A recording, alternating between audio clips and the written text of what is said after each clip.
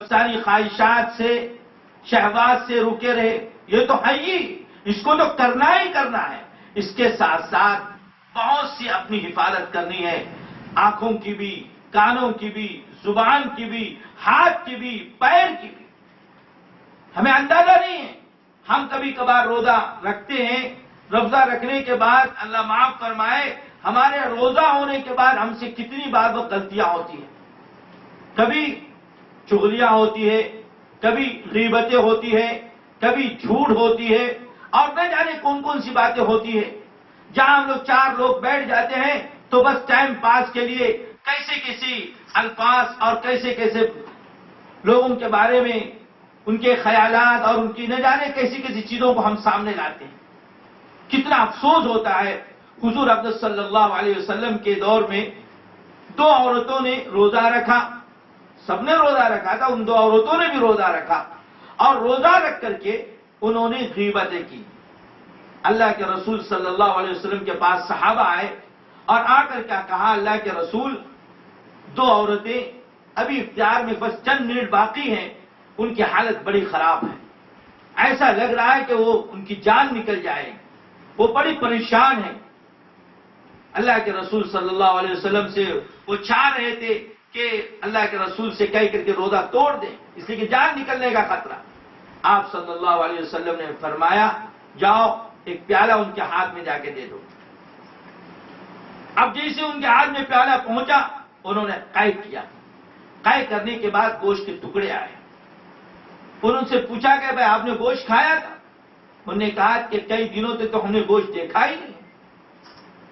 تو حضور اقدس صلی اللہ علیہ وسلم کے پاس جب وہ پیالہ لایا گیا اور آپ نے گوشت کے ٹکڑے دیکھ کر کے فرمایا، یہ اللہ کی بندیاں حلال روزی سے تو انہوں نے روزہ رکھا اور حرام کام کیا، کیا انہوں نے روزہ رکھنے کے بعد غیبتیں کی، روزہ رکھنے کے بعد غیبت کی۔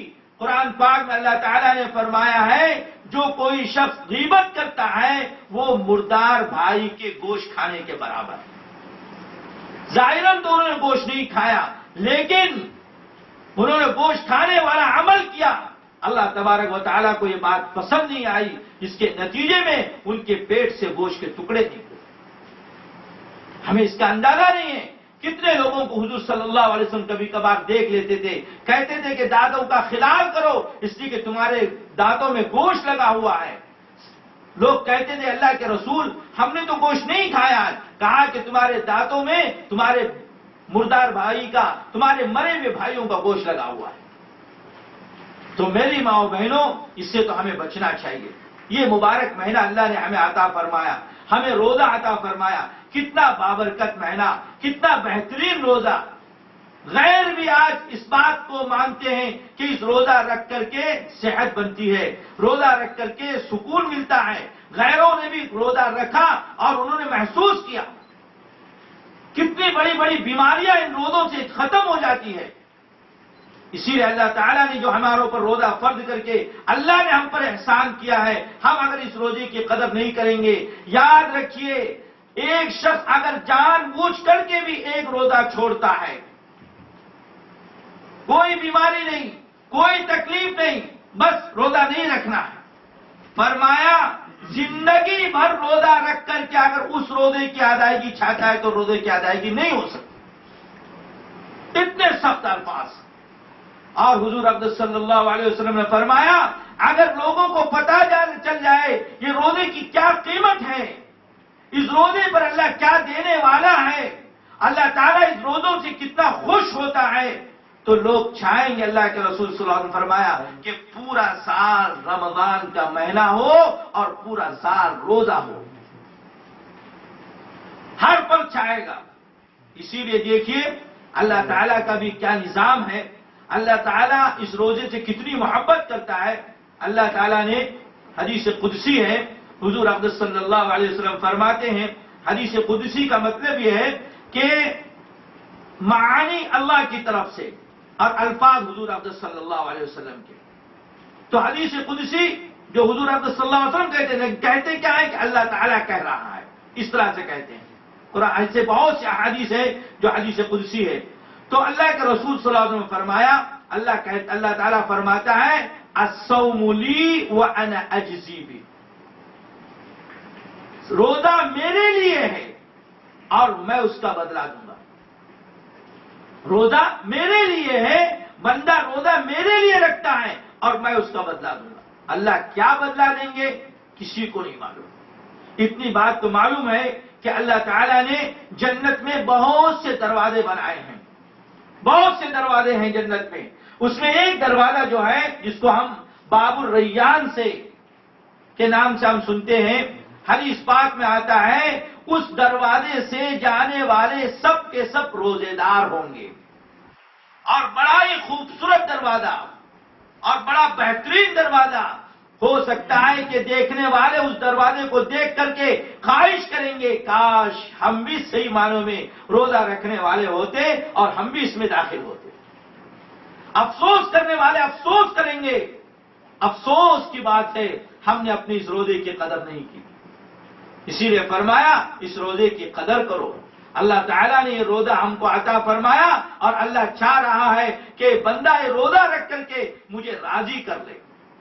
ایک مہینہ زیادہ نہیں، ایک مہینہ اگر ہم نے اس کی فکر کی تو اللہ تعالیٰ 11 مہینے ہماری اللہ فکر کرے گا۔ ایک مہینہ ہم نے اپنے کو تھکا دیا تو اللہ تعالیٰ 11 مہینے اس تھکانے کے لیے، اس تھکے ہوئے ایام کے خاطر نہ جانے 11 مہینے میں کیا کیا دیں گے۔ اللہ بس اپنے بندوں سے محبت چاہتا ہے، اللہ چاہتا ہے کہ بندہ مجھ سے محبت کرے، بندہ میرے لیے اپنی زندگی کو نچھاور کرے۔ میری ماؤں بہنوں، میرے عزیزوں، دنیا میں آنے کا مقصد صرف ایک ہے، صرف ایک، وہ کیا ہے؟ اللہ ہم سے راضی ہو جائے، اور کوئی مقصد نہیں۔ اور اللہ کو راضی کرنا یہی اعمال کر کے۔ ہم چاہیں گے اعمال نہیں کریں گے، ہم نمازیں نہیں پڑھیں گے، روزہ نہیں رکھیں گے، ہم اپنی منمانی زندگی گزاریں گے اور یہ کہیں گے اللہ غفور الرحیم ہے، وہ تو اللہ کے ہاتھ میں ہم نہیں کہہ سکتے۔ لیکن ایمان کے بھی تقاضے ہیں۔ ایمان والے کے بارے میں کیا فرمایا اللہ تعالیٰ نے؟ اللہ کے رسول صلی اللہ علیہ وسلم نے فرمایا ایمان والا وہی ہے آمنت باللہ وملائکہ وکتبی ورسلی والیوم الآخر والقدر خیر وشر من اللہ تعالی والبعث بعد الموت۔ ان سب پر ایمان کب ہوگا؟ جب ہمارے اندر اعمال ہوں گے، جب صحیح معنوں میں ہم عمل کریں گے تبھی ہمارا ایمان ہوگا، ورنہ صرف ہم اللہ اپنے زبان سے ایمان والا کہیں گے اور کوئی عمل نہیں کریں گے، اللہ ہم سے ناخوش ہوگا، اللہ ہم سے ناراض ہوگا، اور جس کے نتیجے میں اللہ کیا فیصلہ کرے گا ہم نہیں بتا سکتے۔ یاد ہمارے بھائیوں اور بزرگوں اور میری ماں بہنوں، اس مبارک مہینے کی ہمیں بہت قدر کرنی ہے۔ ایک تو اس پورے مہینے میں پوری کوشش یہ کرنی ہے کہ ہماری نماز کوئی قضا تو بہت دور کی بات ہے کہ وقت سے ہٹ کر نہیں، بلکہ پہلے وقت میں جیسے اذان ہو جائے فوراً مرد مسجد میں، عورتیں اپنے گھر میں، یعنی مصلی بس ریڈی رہے، اذان ہو جائے نماز۔ اس کے ساتھ ساتھ سنتوں کا اہتمام، کتنا بڑا انعام ہے، دیکھیے کتنا بڑا انعام۔ ہم 2 رکعت فرض نماز پڑھتے ہیں، اللہ تعالیٰ 70 فرض پڑھنے کا ثواب دیتا ہے۔ 2 رکعت سنت پڑھتے ہیں، اللہ تعالیٰ اس سنت کے نتیجے میں 2 رکعت فرض پڑھنے کا ثواب دیتا ہے۔ حدیث پاک میں آتا ہے کہ اللہ کے رسول صلی اللہ علیہ وسلم نے فرمایا اللہ تعالیٰ حقوق اللہ میں سب سے پہلے نماز کے بارے میں پوچھے گا اور دیکھے گا اس کی نماز کیسی ہے۔ اگر نماز میں کوئی کمی ہو جائے یعنی ادائیگی میں تو اللہ کہے گا ذرا اس کی نوافل بھی تو دیکھو۔ جب نفلیں ہوگی تو اللہ کہے گا ہاں، اللہ تعالیٰ سے کہیں گے فرشتے اللہ اس کی نفلیں بھی بہت ہیں، اللہ تعالیٰ کہے گا، اللہ کے رسول صلی اللہ علیہ وسلم فرمایا کہ اس کو جو نمازیں اس کی گئی ہے اس کو اس سے پر کر دو۔ تو گویا کہ یہ نفل نمازیں، یہ سنت، یہ تراویح گویا کہ ہمارے لیے اللہ کی طرف سے ایک انعام ہے، جس کے نتیجے میں ہمارے جنت میں جانے کے لیے ایک راستہ ہے۔ ورنہ نماز تو پڑھنا ہمارے پر لازم، ہم اگر ایک نماز بھی چھوڑ دیتے ہیں اللہ تعالیٰ کے ہاں ایسا غضب ہوتا ہے، اللہ اتنا غصہ ہوتا ہے جس کو آپ سوچ نہیں سکتے، اور کیسے جلنا ہوگا اللہ ہم تمام کی حفاظت فرمائے۔ سستی کاہلی اللہ بالکل برداشت نہیں کرتا، اللہ چاہتا ہے بندہ عبادت کرے، پیدا کرنے کا مقصد عبادت، لیعبدون، میری عبادت کرو۔ تو اسی طرح نماز، اسی طرح سے روزہ، اسی طرح سے قرآن کی تلاوت. جیسے ہم نے قرآن پاک کی آیت پڑھی شہر رمضان الذی انزل فیہ القرآن، کہ اللہ تعالیٰ نے اس قرآن کو اتارا رمضان کے مہینے میں، اور یہ قرآن رمضان کے مہینے میں زیادہ سے زیادہ تلاوت ہوتا ہے. آپ کو ہم کو اندازہ نہیں ہے. اللہ تعالیٰ کے محبوب بندے بندیاں ایسی ہیں جن کے بارے میں سنا گیا کہ ہر صبح شام ایک ایک قرآن ختم، ایک ایک قرآن. کتنی عورتوں کے بارے میں سنا گیا اپنے کام کاج کر کے پھر بھی وہ اتنا قرآن پڑھتی ہے کہ صبح سے رات سوتے سوتے اس کا ایک قرآن ان کا ختم ہو جاتا ہے. رمضان کے مہینے میں خصوصی طور پر اس کا اہتمام وہ کرتی ہے. اپنی زبان کی حفاظت، اپنے اعمال کا خیال، اچھے اعمال کی فکر، اور اس کے ساتھ ساتھ اذکار کا بھی ذکر و اذکار، تاکہ اللہ کو راضی کرنے والا الا بذکر اللہ تطمئن القلوب، دلوں کو اطمینان والا ذکر کو ہے تو یہ تو ذکر ہے دل سے، جس سے دل اطمینان ہو، مطمئن ہو. اللہ کے ذکر سے دل مطمئن ہوتا ہے. اللہ کی ذات سے امید ہے جو ذاکر ہوگا، ذکر کرنے والا، کثرت سے ذکر کرنے والا ہوگا، اللہ تعالیٰ اس کو دل کی بیماریوں سے محفوظ رکھیں گے. دل کی بیماریوں سے محفوظ. اللہ خود کہہ رہا ہے الا بذکر اللہ تطمئن القلوب، اللہ کا ذکر کرو تو میں تمہارے دلوں کو مطمئن رکھوں گا. اللہ خود کہتا ہے فاذکرونی اذکرکم، تم مجھے یاد کرو میں تمہیں یاد کرتا ہوں.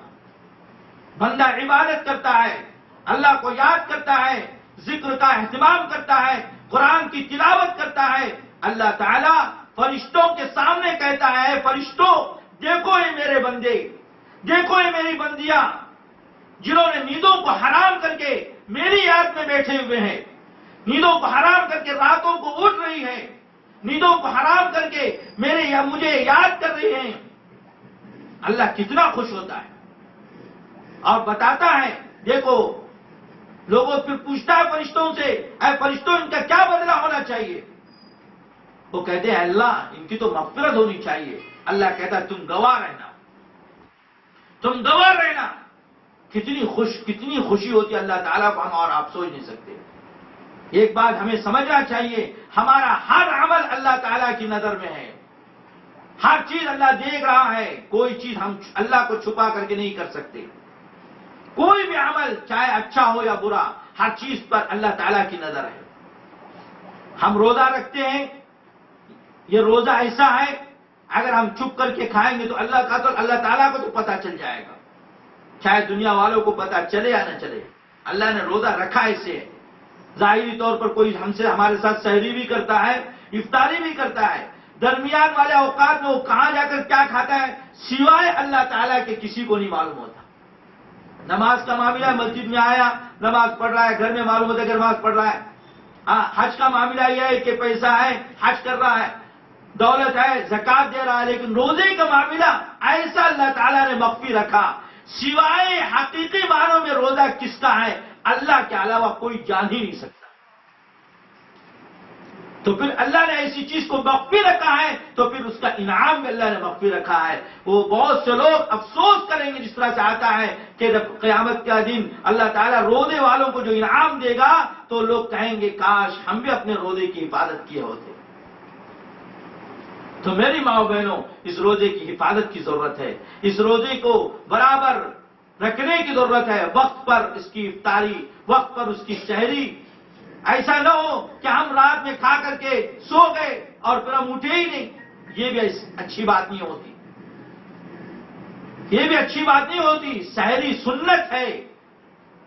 یہودیوں کی مخالفت کرنے کے لیے اللہ کے رسول صلی اللہ علیہ وسلم نے فرمایا یہودیوں میں سحری نہیں ہوتی، اسی لیے ہمیں ان کی مخالفت میں سحری کرنا ہے. اور اسی طرح سے افطاری میں وقت پورا ہونے کے بعد افطاری کرنی ہے.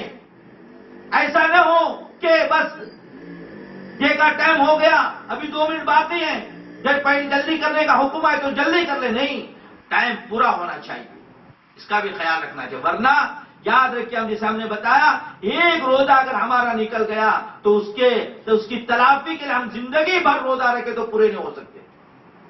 اتنا قیمتی روزہ اللہ نے رکھا ہے. زیادہ اس ایام کی، اس مہینے کی بڑی قدر کرنے کی ضرورت ہے، ہر لمحے قدر کرنے کی ضرورت ہے۔ اللہ نے اس مہینے میں بڑی رحمتیں نازل فرما رہی ہیں، بڑی برکتیں نازل فرماتے ہیں۔